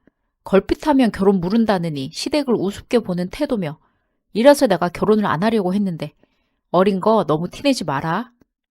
차 세워. 나 내릴 거야. 자초지정을 다 들은 트럭기사는 무슨 말을 하려고 입을 옴짝하다가 그대로 입을 꾹 다물었습니다. 표정을 보아하니 분명 네가 잘못했네 라는 뉘앙스로 한마디 하려다 괜히 참견해서 일 키우고 싶지 않았는지 그냥 그랬구먼 하고 고개만 끄덕이고 말더군요. 분명 이 아저씨는 할 말 안 할 말 구분도 할 줄 알고 역시 연륜이 있으니 사람에 대해 파악하는 것도 빠르고 대처도 잘 하는 것 같습니다. 이 아저씨가 뒤로 한 발 물러서니 순간에 제 화를 누그러뜨리는데도 효과가 좋았습니다. 그러니 남편과 달리 부딪히지 않았습니다. 저도 물론 제가 어느 정도 잘못했다는 것도 알고 억지를 부리는 것도 알고 있는데 다 알고 있으면서도 이렇게 물러서니 오히려 제가 좀 멋쩍어지는 느낌이었습니다. 그나저나 저는 아무래도 좋았습니다. 덕분에 오랜만에 쿵짝 맞는 사람을 만났으니 말입니다. 이런 기회가 흔한 것도 아니고. 혹시 결혼하셨어요? 했지. 애도 벌써 다 커서 집 밥벌이 하는데. 사모님이랑 금술은 좋으세요? 우리 마누라하고는 사별한 지 몇 년 됐어. 살아있을 때는 금술이 좋았지. 그러실 것 같아요. 아내분 그리울 때 어떻게 하세요? 뭐 어쩔 수 있나? 죽은 사람이 살아 돌아올 수 있는 것도 아니고. 외로우시겠다. 그럴 땐 저한테 연락 주세요. 허허, 참 이 아가씨가. 아니, 아줌마가 당돌하기도 하네. 그래서 싫으세요? 난 단순한 놈이라 골치 아픈 건 싫어. 한 번이면 됐지. 아저씨가 여자를 만나지 않는 건 소중한 재능 낭비라고요. 그리고 우리가 또 어떤 인연이 될지는 모르잖아요. 소중한 인연 계속 이어나가자고요. 혹시 집안에 제사 지내세요? 아니, 난 안 지내. 나는 막내라 우리 형님이 알아서 지내지. 형님도 그냥 간단하게 기도만 하시지. 나만 그냥 아내 기일날 아내 좋아했던 것만 몇 개 밥상에 더 놓지. 저 어떠세요? 무슨 말이야? 오늘 처음 봤는데 내가 아가씨를 어떻게 알아? 호호, 저는 아저씨 너무 좋은데. 이대로 헤어지기는 너무 아쉬운데 여기 앞에 있는 전화번호로 연락드리면 되죠? 전화 드릴게요. 자주 만나요, 우리.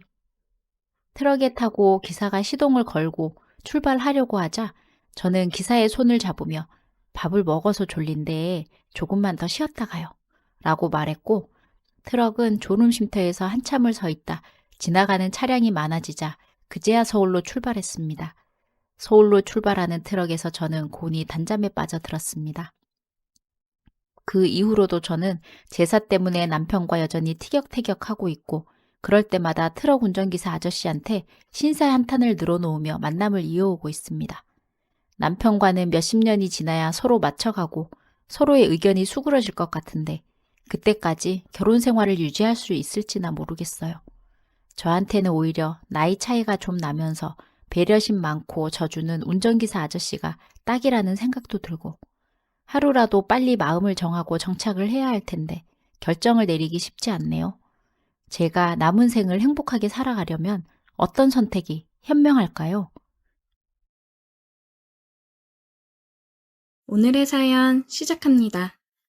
안녕하세요. 저는 30대 초반의 평범한 직장인 남성입니다.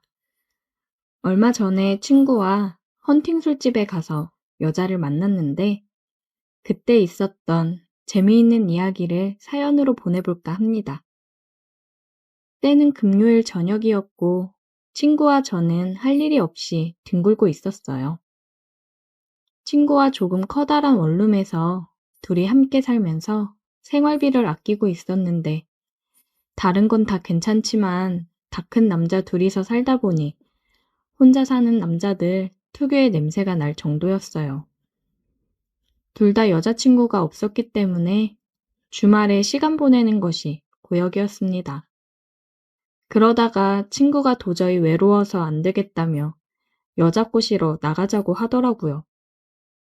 요즘 같은 때에 어디서 여자를 꼬시냐고 했더니 헌팅 술집이라는 곳이 있다고 그곳에 가면 기회가 있을 거란 이야기를 듣고 함께 나섰습니다. 처음 가는 헌팅 술집이었지만 왠지 그날은 느낌이 좋고 무슨 일이 일어날 것만 같았죠. 나름 열심히 꾸미고 갔는데 초저녁이라 그런지 완전 남탕이었습니다.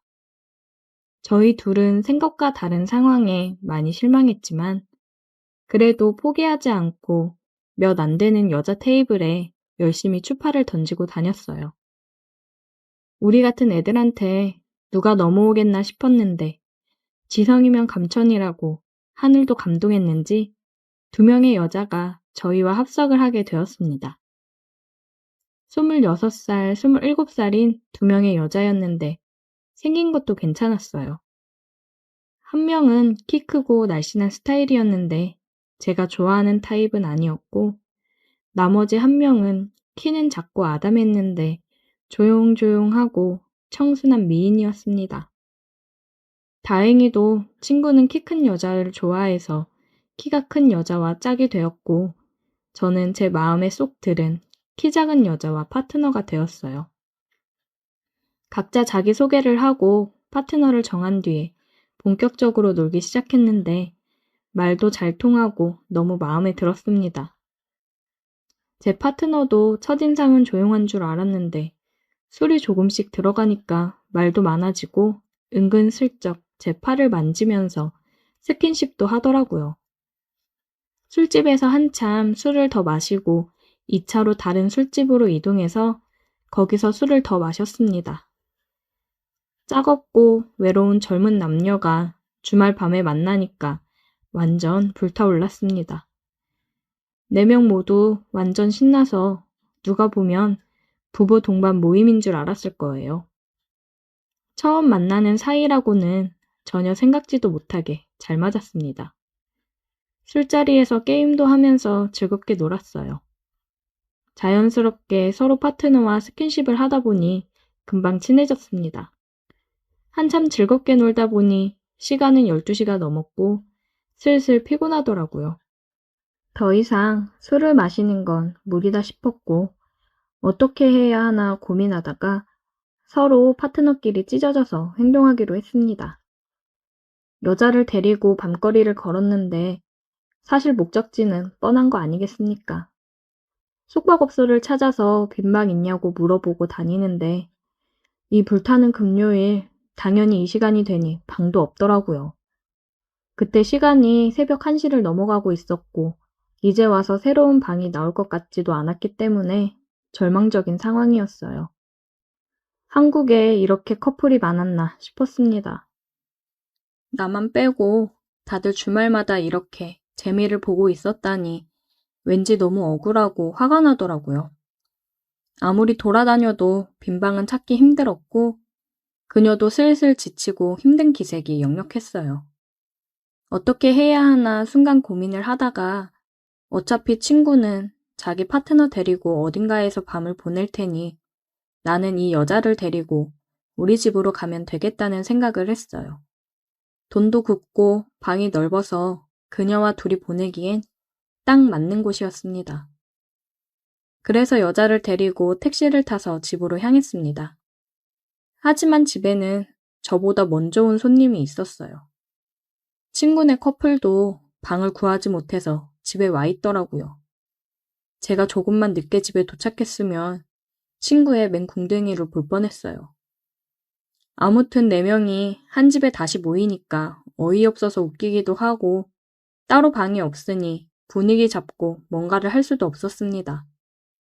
둘만 있고 싶었는데 친구 커플이나 저희 커플 모두 오늘 밤에 다시 나가서 방을 잡기는 글렀다 싶더라고요. 서로를 위해 양보를 해줄 리도 없고 기왕 이렇게 된 거 다시 술이나 먹자 하고 처음으로 돌아갔죠. 냉장고에서 소주를 꺼내서 변변찮은 안주라도 펼쳐놓고 술을 마시기 시작했어요. 여자애들도 처음엔 이게 뭔가 싶었지만 금방 분위기에 적응하고 다시 아까처럼 즐겁게 술을 마셨습니다. 서로 나이도 어린 나이가 아니었고 술자리에서 야시시한 이야기도 하면서 분위기는 후끈 달아올랐습니다. 하지만 아무리 분위기가 달아올라봐야 한 방에 4명이 있는 상황에 아무것도 할 수는 없었어요. 왕게임도 하고 러브샷도 하면서 분위기는 참 좋았는데 진짜 아쉬웠습니다. 저도 그렇고 그녀도 사실 많이 달아오른 상태였습니다. 그렇다고 이제 와서 한 커플이 밖에 나갈 수도 없었고 난감하더라고요. 이미 다들 달아오를 만큼 달아올랐는데 어떻게 할까 고민하다가 제 머릿속에 좋은 아이디어가 떠올랐습니다. 그 당시 저희 방에는 싼 맛에 중고로 구입한 옷장이 하나 있었어요. 이불도 넣어놓고 안 입는 계절 지난 옷도 넣어놓는 곳이었는데 생각보다 옷장이 크고 넓어서 사람이 들어가도 괜찮았습니다. 2대2로 술게임을 해서 지는 커플이 5분씩 옷장 안에 들어가 있는 벌칙을 하자고 했더니 다들 머릿속에 똑같은 생각이었는지 좋다고 찬성하더라고요. 그 뒤로 술 마시면서 무슨 게임을 했는지는 하나도 기억나지 않지만 중요한 건 그 게임에서 우리 커플이 져서 먼저 옷장에 들어가야 했다는 겁니다. 벌칙인지 아닌지 분위기가 애매했지만 일단 제가 먼저 옷장에 들어가서 자리를 잡았더니 그녀가 들어올 자리가 부족해서 그녀는 결국 제 위에 안기듯 걸터 앉았어요. 상황은 그런 분위기가 아니었지만 뭔가 옛날 어릴 적 생각도 나고 나름 신선하고 재미있더라고요. 그녀랑 둘이 옷장 안에 들어가 있었는데 성인 둘이 들어가 있었더니 생각보다 너무 좁아서 바싹 밀착해 있을 수밖에 없었어요. 서로 몸이 딱 붙어서 옴짝달싹 못하는 상황이었지만 오히려 좋았습니다. 그녀가 불편했는지 제 품에 안겨 있었고 뭔가 다 큰 어른들이 하면 안 되는 장난을 하고 있다는 생각에 더 재미있더라고요. 5분씩 들어가 있기로 했는데 저희 둘 다 아무런 말이 없었습니다. 밖에서는 방금 전까지 야시시한 이야기도 서슴없이 하면서 볼 거 못 볼 거 다 보고 지낸 사이처럼 행동하더니 막상 옷장 안에 둘이 들어와 있으니까 뭔가 분위기가 어색하더라고요. 그래도 그 상황에서 남자인 제가 먼저 행동하지 않는다면 아무런 일도 일어나지 않을 것 같아서 그녀를 품에 안은 채로 입에 입을 맞췄습니다. 처음엔 당황하는 듯 하더니 금방 저를 받아주었습니다. 옷장 안은 서로의 숨소리만 가득하고 아무런 말소리도 들리지 않았어요. 당시에 밖에서 친구 커플도 조용한 걸로 봐서는 그 친구네도 저희와 똑같은 일을 하고 있지 않았을까 생각해 봅니다. 아무튼 저희 둘은 그 안에서 5분 동안 계속 입을 맞추다가 나왔고 그 이후에도 계속 술게임을 하면서 두 커플이 옷장 안을 들락날락 했습니다. 어차피 그 안에서 뭘 하는지 서로 다 아는 상황이었지만 그래도 불편하게나마 각자 입도 맞추면서 진도를 뺄 수 있었어요. 그렇게 새벽 늦게까지 놀다가 지쳐서 다들 쓰러져 잠이 들었고 다음날 늦게 일어나서 집 앞 해장국집에서 밥 먹고 여자들을 보냈습니다. 막상 집에 돌아와 보니 엉망이 되어버린 집안 꼴을 보면서 솔직히 조금 어젯밤에 있었던 일들이 떠오르면서 창피하더라고요. 제가 여자라면 이렇게 찌질한 남자들이랑 다시 연락을 할까 싶었습니다. 하지만 다행히도 제 파트너는 그 뒤로도 꾸준하게 저와 연락하다가 데이트도 몇 번 하고 지금은 여자친구가 되었습니다. 하지만 제 친구는 파트너가 애프터 신청을 거절해서 그날 하룻밤의 즐거운 기억만 남기고 다시 솔로로 지내고 있어요. 요즘 여자친구와 만나면 그때 옷장 안에 다시 들어가 보고 싶다고 하는데 집에서 쓸쓸하게 혼자 있을 친구를 생각하면 차마 친구에게 미안해서 할 수가 없네요. 제 방보다 훨씬 좋은 숙박업소를 이용하고 있는데 그래도 그날의 좁았던 옷장 안이 더 재미있었던 것 같아요. 오늘의 사연 여기까지입니다. 오늘도 들어주셔서 감사해요. 구독, 좋아요, 알림 설정 부탁드려요. 좋아요와 구독, 알림 설정 부탁드려요. 오늘의 사연 지금 바로 시작해 볼게요. 안녕하세요. 저는 30대 초반의 남자입니다. 문득 TV를 보다가 촬영장에서 있었던 그녀와의 추억이 생각나서 그때의 기억을 되짚어보며 저희 이야기를 한번 해보려 합니다. 제가 24살 때 일이에요. 그때는 거의 매일 영화 촬영으로 정신없이 바빴습니다. 눈이 오나 비가 오나 항상 카메라 앞에 있었죠. 요즘은 그저 평범한 회사원입니다. 제가 누구인지 궁금하시다고요? 이름 석자 알아봤자 아무리 검색하셔도 못 찾으실 거예요. 촬영장에서 저희 역할은 엑스트라였으니까요. 처음에는 연예인 구경해보려고 호기심에 나가봤는데 일당을 그날그날 지급해줘서 공사장이나 물류센터 같은 데서 일하는 것보다는 한결 몸이 편하더라고요.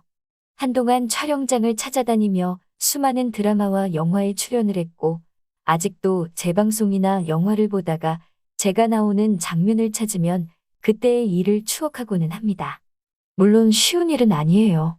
촬영장마다, 제작사마다 조금씩 차이가 있기는 한데 생각보다 바쁘게 돌아가기 때문에 저희까지 일일이 챙겨주지 못해주거든요. 촬영이 늦게 끝나면 교통편이 없어 첫 차가 뜰 때까지 집에 못 돌아갈 때도 부지기수였고요. 아무튼 그날은 집합 장소가 여의도였어요. 방송국 앞에서 대기하고 있는데 생각보다 많은 사람이 대기하고 있었어요. 이렇게 많은 사람이 오는 경우는 보통 사람이 정말 많이 필요한 장면을 촬영하기 때문에 현장이 좀 더 바쁘게 돌아갑니다. 버스를 타고 첫 번째 촬영장으로 도착했어요. 첫 번째 장소였던 번화가에 저희 역할은 지나가는 행인이었습니다. 조연출하시는 분이 와서 이 사람 저 사람 배치시키더라고요. 그렇게 저희 차례가 되고 커플 역할을 하라며 근처에 있던 여자분을 같이 붙여줬어요. 어깨를 살짝 덮을 듯한 길이의 검정색 생머리가 잘 어울리던 그녀는 연예인들하고 비교해도 손색이 없을 정도로 아름다운 미모의 소유자였습니다. 몸에 쫙 달라붙는 청바지와 가슴이 훤히 파인 흰색 반팔 티셔츠를 입고 있었는데 파인 옷 사이로 보이는 가슴골을 피해 눈을 옷으로 돌리면 얇은 흰색 티셔츠 안으로 살짝 비치던 검정색 속옷이 눈에 들어오더군요. 눈을 어디다 둬야 할지 모르겠어서 어영부영하며 서로 어색하게 인사를 했는데 서로 말 나눌 틈도 없이 곧바로 촬영이 시작되었죠. 저와 그녀는 여기서부터 저기까지 걸어갔다가 저기에서 다시 여기로 걸어오면 되는 막중한 임무를 부여받았어요. 걷는데 좋은 향기가 나서 긴장을 했는지 뻣뻣하게 굳어서 걸어갔어요. 뒤에서 컷! 소리가 들리면서 뒤에 걷는 커플분들 좀 더 다정하게 해주세요 라는 요청이 들어왔어요. 괜히 저 때문에 촬영이 지연되는 것 같아 미안했습니다. 죄스러운 마음에 촬영이 시작되자마자 다짜고짜 그녀의 어깨를 감싸 안고 진짜 커플인 것 마냥 걸어갔어요. 사실 카메라나 주연 배우들 쳐다보지 않고 보기에 대충 어색하지만 않으면 됐는데 사람이 더 많은 현장 때문에 그런지 조금 오버했다는 느낌도 있었네요. 그렇게 두어 시간을 처음 보는 여자의 몸을 밀착시킨 채 계속 걸어만 다녔습니다. 얇은 5단으로 그녀의 볼륨이 그대로 느껴져서 2시간 내내 뻣뻣해져 있었어서 아주 난감했네요. 그런데 그녀가 제게 말을 걸어왔어요. 저기요. 촬영 끝났는데 이제 손 좀. 너무 몰입했는지 촬영이 끝나고 휴식 시간이 되었는데도 그녀의 허리를 감싼 저희 손이 그녀를 놓아주지 않았던 거예요. 화들짝 놀라 그녀에게 사과했습니다. 그녀는 괜찮다며 살짝 웃어줬어요. 아무튼 첫 번째 촬영이 끝나고 두 번째 촬영이 시작되었습니다. 저는 결혼식에 찾아온 신랑 친구로 여러 무리의 사람들 속에서 박수를 쳐주는 또 다른 막중한 임무를 부여받았죠. 문득 그녀가 떠올라서 두리번거리면서 찾아봤는데 저쪽 멀리 신부 친구가 돼서 앉아있더라고요. 단정한 정장으로 옷을 갈아입었는데 아까 새끼 넘치는 모습과 다르게 성공한 커리어 우먼의 분위기까지 가지고 있었어요. 박수만 치다가 벌써 두 번째 촬영이 끝나고 뷔페에서 밥 먹는 역할을 연기하게 되었습니다. 점심으로 도시락을 주기는 했는데 준비된 뷔페 음식을 보니 배가 고파지더군요. 촬영을 위해 어제 미리 준비해둔 음식들이니 탈날 수 있으니 먹지 말라는 말에 너무 아쉬웠어요. 그렇게 식당에서 저는 그녀와 운명적으로 재회하게 되었어요. 촬영 중에는 기본적으로 조용히 하고 있어야 했습니다. 큰 소리가 나면 마이크에 섞여 들어갈 수 있기 때문이죠. 그녀의 맞은편에 앉아서 먹는 척을 하고 있자니 그 모습이 웃겼는지 서로 고개를 숙여 웃음을 참느라 혼났습니다. 잠깐 휴식 시간이 됐는데 그녀가 술 마실래요? 라고 물어보더라고요. 무슨 소린가 싶어서 멀뚱멀뚱 쳐다보는데 그녀가 잠깐만 기다려요 라고 하더니 어디론가 사라졌어요. 얼마 뒤 정장 주머니에서 소주 3병을 꺼내더라고요.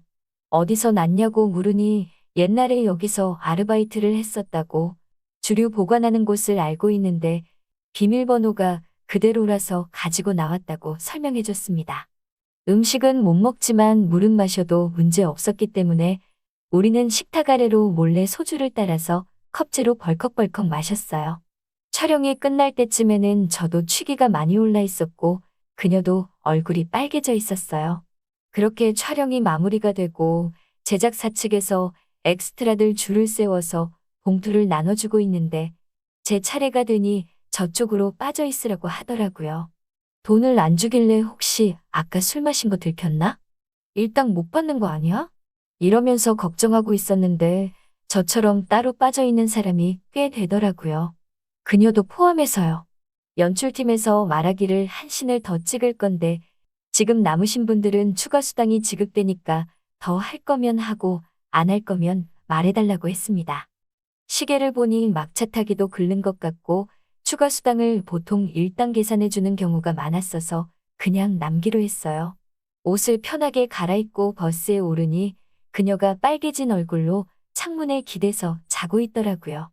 인원이 많이 줄은 버스 안에는 아까보다 빈자리가 많았지만 술 기운이 남아서 그랬는지 자고 있는 그녀의 옆으로 앉았어요. 제가 옆에 앉은 줄도 모르고 세상 모르고 자고 있는 그녀를 바라봤죠. 깊게 파인 티셔츠 사이로 그녀의 가슴이 살짝 보이는데 저도 모르게 그 위에 손을 올리고 말았네요.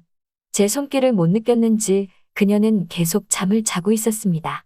저도 술이 조금 취했었는지 그 자리에서 바로 잠이 들고 말았어요. 도착했다고 말하는 연출팀의 목소리에 정신을 차렸는데 아직도 제가 그녀의 가슴 위에 손을 올려놓고 있더군요. 놀라서 죄송하다고 했는데 그녀는 잠이 덜 깼는지 그냥 멀뚱멀뚱 쳐다만 보고 있었어요.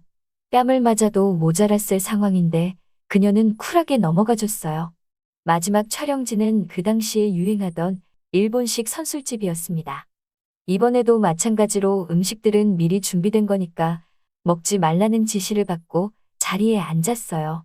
그녀와 저는 또다시 연인관계의 병풍 역할을 하게 되었는데 이번엔 카메라랑 아주 멀리 떨어진 구석자리에 배치를 받아서 그녀와 조금씩 대화를 나눌 수 있었습니다.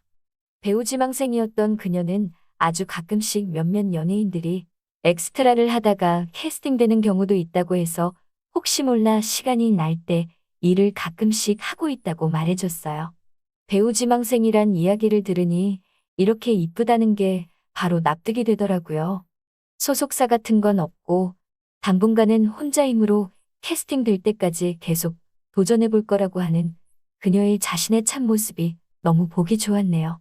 배우들이 연기를 잘 못해서 그랬나 이유는 잘 기억이 안 나는데 취해서 흐트러진 모습을 연기하면서 대화를 나누는 장면을 마무리 짓지 못하고 컷이 굉장히 많이 나서 촬영이 엄청나게 지연되더라고요. 밤은 깊어가고 잠은 쏟아지고 점점 촬영장 분위기도 험악해지는 것 같았습니다. 저도 너무 피곤해져서 잠깐 휴식 시간에 세수를 하고 나오는데 밝게 빛나는 냉장고 안쪽에 있는 소주가 눈에 들어오더라고요. 무슨 용기가 났는지 세 병을 몰래 또 가지고 나왔습니다. 인생 처음 해보는 도둑질이었는데 엄청 심장이 뛰더라고요. 그녀에게 몰래 소주병을 보여주면서 500짜리 잔에다가 소주를 가득 부었습니다. 자기도 조금 달라고 해서 한 잔 가득 따라줬어요. 촬영은 촬영대로 지연됐지만 또 이렇게 술집에서 미녀와 술을 마시며 있으니 일한다는 느낌보다 놀러 나온 기분이 들었습니다. 그렇게 기분 좋은 시간을 보내고 있었는데 사건이 발생하고 말았습니다. 그녀가 만취해버리고 만 거예요. 눈이 좀 풀려가는 걸 봤을 때 그때 멈췄어야 했는데 처음으로 아름다운 여자와 일터에서 대놓고 일탈을 하고 있는 기분에 취했는지 조절을 못했습니다. 그녀는 컵에 따라 놓은 술을 벌컥벌컥 마시더니 또다시 컷사인이 나자 그녀가 컵을 상위에 콱 내리치며 벌떡 일어나 배우들한테 연기 졸라 못하네. 벌써 몇 번째야? 내가 해도 그거보단 잘하겠다. 라고 하며 주정을 부리기 시작한 거예요. 하지만 촬영팀에 의해서 그녀의 술주정은 곧 제압을 당했고 자초지종을 듣고 몰래 술을 훔쳐먹은 걸 들킨 저와 그녀는 일당만 받은 채 현장에서 쫓겨났습니다. 그 와중에 일당 못 받아도 할 말이 없었다고 생각했는데 그나마도 생각해서 챙겨준 게 참 고마웠어요. 하지만 새벽 3시가 다 되어가는 대로변에 덩그러니 쫓겨난 채로 아직 새벽이라 교통편도 없고 그녀는 제 몸에 기댄 채로 몸도 제대로 못 가눌 정도로 취해 있는 상태고 어떻게 할지 난감한 상황에서 인사불성인 그녀가 지나가는 택시를 잡더라고요. 생각도 못했는데 택시를 타고 그녀 집 앞까지 가게 됐습니다. 촬영하던 데서 굉장히 근처에 살고 있었어요. 10분도 채 걸리지 않아 도착한 그녀의 원룸 앞. 어차피 저희 부축이 없으면 그녀 혼자서는 걸을 수 있는 상태도 아니었기 때문에 얼떨결에 그녀의 집 안까지 들어가고 말았어요. 문이 열리고 처음으로 들어와 보는 여자의 방의 풍경은 굉장히 새로웠습니다. 그래도 배우지망생이라고 본인의 사진도 크게 뽑아서 벽에 걸어놓고 아기자기하게 데코레이션 해놓은 방은 이렇게 옆에서 개진상을 부리고 있는 여자의 방이라는 게 믿기지 않을 정도로 귀여운 모양이었네요. 그녀는 방에 들어오자마자 신발을 벗어던지고는 옷을 훌렁훌렁 벗으며 침대로 기어들어갔어요. 아까부터 흘긋흘긋 보던 검은색 속옷은 이불 안에 들어가서 벗어던지더라고요. 저보고는 집에 가라던가 자고 가라던가 아무 말도 안 한 채 그녀는 혼자 골아 떨어졌어요. 아쉬움에 뒤를 돌았다가 문 쪽으로 갔다가 왔다 갔다 하고 있었는데 그녀가 침대에서 일어나서 갑자기 물 좀 가져다 달라고 하더라고요. 냉장고에서 생수병을 꺼내 그녀에게 가져다 줬어요. 보여선 안 될 부분들은 이불에 덮여져 있었는데 이불 위로 나와 있는 그녀의 매너깨를 보는 게 적나라하게 다 보이는 것보다 더 이상야릇하게 느껴졌습니다. 그녀가 뚜껑을 열고 물을 벌컥벌컥 마시다가 사례가 들렸는지 홀록대기 시작했어요. 혹시나 침대에 물을 쏟을까 싶어서 손에 들고 있는 물을 치워주려고 가까이 가는 순간 그녀가 팔을 뻗어 이불 위로 저를 껴안았습니다. 얇은 이불 하나 사이로 그녀의 몸이 그대로 느껴졌어요. 그러고선 그녀는 저에게 속삭였지요. 그래도 오늘 하루 우리는 연인이었는데 이대로 보낼 순 없잖아 라고 하면서요. 그리고 너 아까 나 잘 때 내 가슴 만졌지? 라고 말하며 그녀가 제 입술에 입을 맞추었습니다. 무언가에 홀린 것처럼 저는 그 상태로 바로 그녀의 이불 안으로 빨려 들어가듯 들어갔습니다. 그리고 우리 둘은 그렇게 저와 배우지망생이던 그녀는 그날 둘만의 영화를 한 편 만들게 되었네요. 잠에서 깨니 그녀는 온데간데 없고 침대 위에는 저 혼자밖에 없더라고요. 정갈하게 개어진 저희 옷가지 위에 쪽지가 남겨져 있었어요. 문은 닫으면 자동으로 잠기니까 걱정하지 말고 그냥 나가면 된다고요. 연락처 같은 게 적혀 있을 줄 알았는데 안타깝게도 연락처는 적혀 있지 않았습니다. 굳이 자리를 비우고 연락처를 남겨놓지 않은 그녀의 뜻을 이해하고 저는 집으로 돌아올 수밖에 없었습니다. 저와 그녀와의 추억은 여기까지입니다. 그 후로도 저는 이 일을 꽤 오래 해왔지만 어디서도 그녀를 마주친 적은 없었네요. 얼마 전에 TV를 보다가 단역이긴 해도 아직도 배우의 꿈을 포기하지 않은 그녀를 보았어요. 5년이 넘은 지금에도 그녀는 그때의 아름다운 모습을 그대로 간직하고 있더라고요. 저는 지금 만나는 여자친구와 결혼을 하게 되겠지만 아직도 잊지 못할 저희 추억에 남아 항상 마음속에 간직될 그녀를 응원하며 이만 이야기 줄이도록 하겠습니다. 좋은 아침, 좋은 밤 되세요. 오늘의 사연은 여기까지네요. 긴 사연 끝까지 들어주셔서 감사합니다. 구독과 좋아요 잊지 말아주세요.